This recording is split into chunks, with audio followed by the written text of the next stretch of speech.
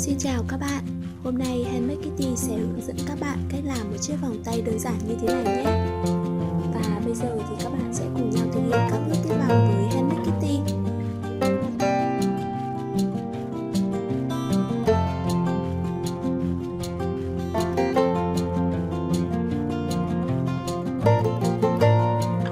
Đầu tiên, các bạn sẽ gập đôi sợi dây lại cho mình. Sau đó đoạn đầu sợi dây các bạn sẽ chừa ra từ 10 cho đến 15 cm. Tại vị trí này, các bạn sẽ tạo cho mình một nút thắt.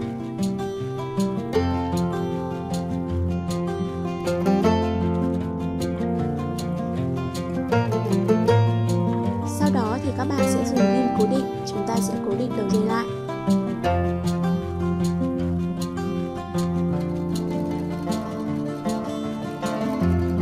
Các bạn sẽ tạm gọi cho mình sợi dây phía bên tay trái là dây 1 và dây phía bên tay phải là sợi dây thứ hai. Với hàng thứ nhất, các bạn sẽ tiến hành xiên cho mình hạt vòng đầu tiên.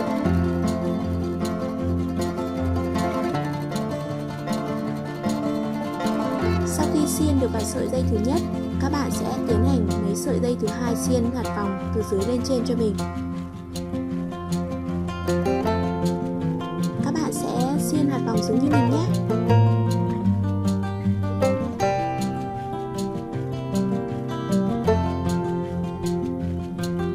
Như vậy các bạn được hàng thứ nhất. Tiếp tục hàng thứ hai, các bạn sẽ tiến hành xiên hai hạt vòng cho mình.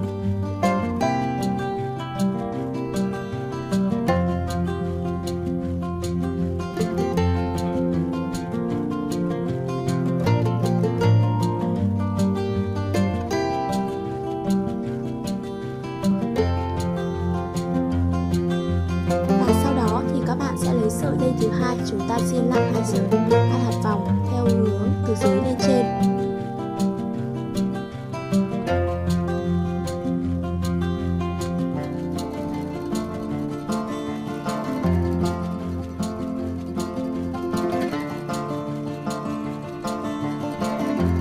Như vậy các bạn đã được hàng thứ hai.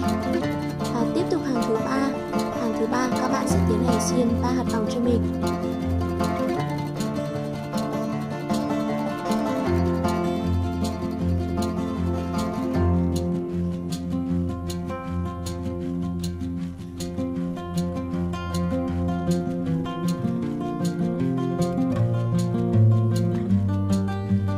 Lại giống như hàng thứ hai thì các bạn sẽ lấy sợi dây thứ hai chúng ta xiên lại 3 hạt vòng theo hướng từ dưới lên trên.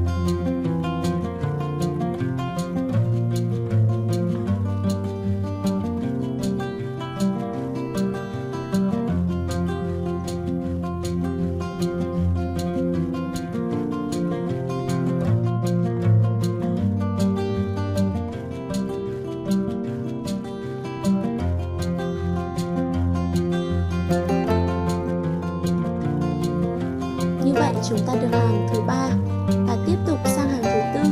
Hàng thứ tư các bạn sẽ tiến hành xiên cho mình là 4 hạt vòng tương tự.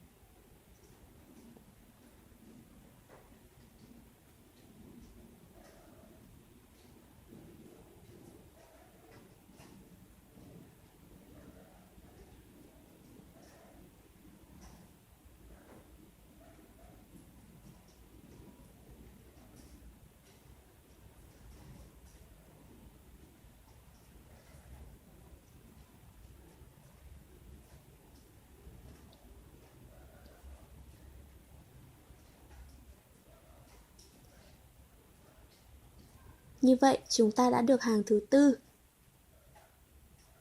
Và sang đến hàng thứ 5, lúc này các bạn sẽ giảm hạt vòng lại cho mình để chúng ta tạo được hình thoi. Hàng thứ 5 các bạn sẽ xiên 3 hạt vòng cho mình. Và sang đến hàng thứ 6 các bạn xiên 2 hạt vòng. Hàng thứ 7 các bạn xiên 1 hạt vòng. Và cứ tương tự như vậy thì chúng ta sẽ được họa tiết chính của sợi dây vòng.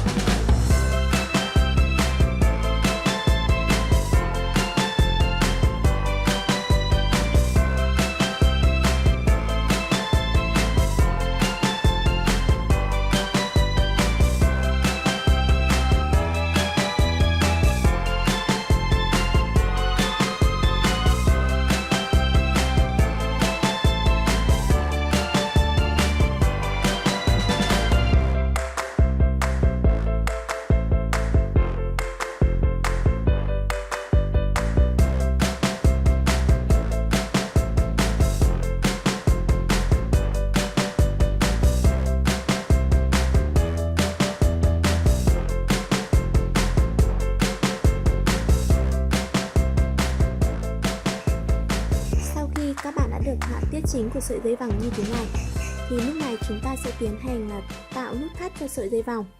Các bạn sẽ đặt hai đầu sợi dây đối diện với nhau để tạo được thành hình chiếc vòng như thế này. Lúc này các bạn sẽ dùng sợi dây màu đỏ hoặc là sợi dây màu xanh, chúng ta sẽ tạo nút thắt cho sợi dây vòng. Các bạn sẽ tiến hành thắt giống như mình nhé. Đầu tiên sợi dây đỏ chúng ta sẽ đặt nằm dưới toàn bộ cụm dây màu xanh. Và sau đó thì vắt sang ngang.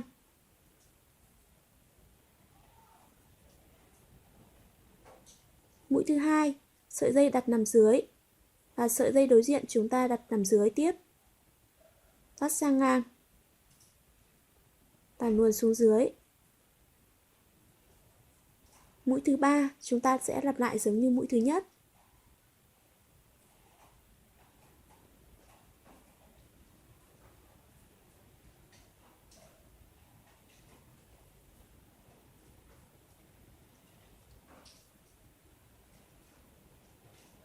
Mũi thứ tư các bạn sẽ lặp lại giống như mũi thứ hai.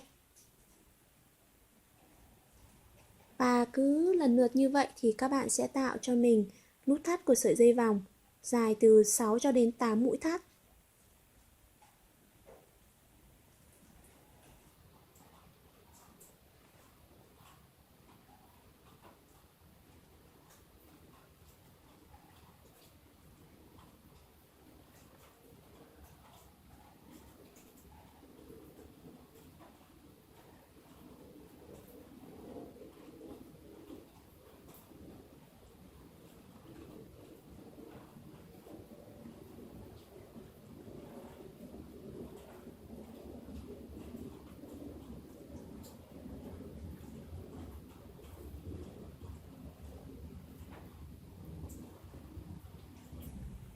Sợi dây thừa thì các bạn sẽ dùng kéo bấm và chúng ta sẽ cắt bỏ.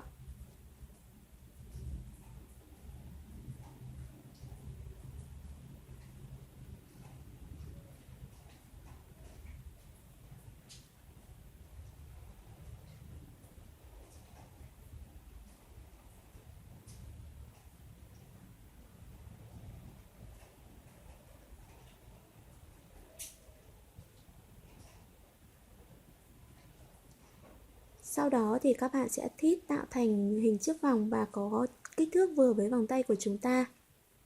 Đầu hai sợi dây vòng các bạn sẽ tạo cho mình một nút thắt để chúng ta cố định khi chúng ta thít ra thít vào. Sợi dây sẽ không bị tuột.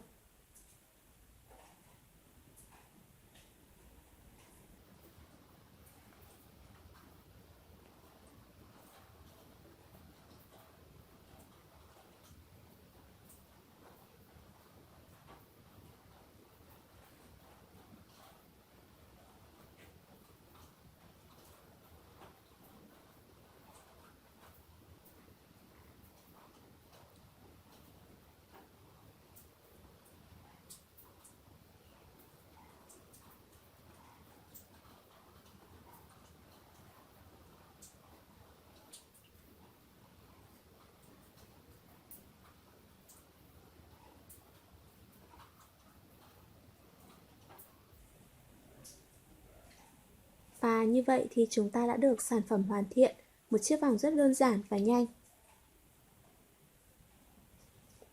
Cảm ơn các bạn đã theo dõi video của mình. Các bạn nhớ đăng ký kênh và ủng hộ cho mình nhé.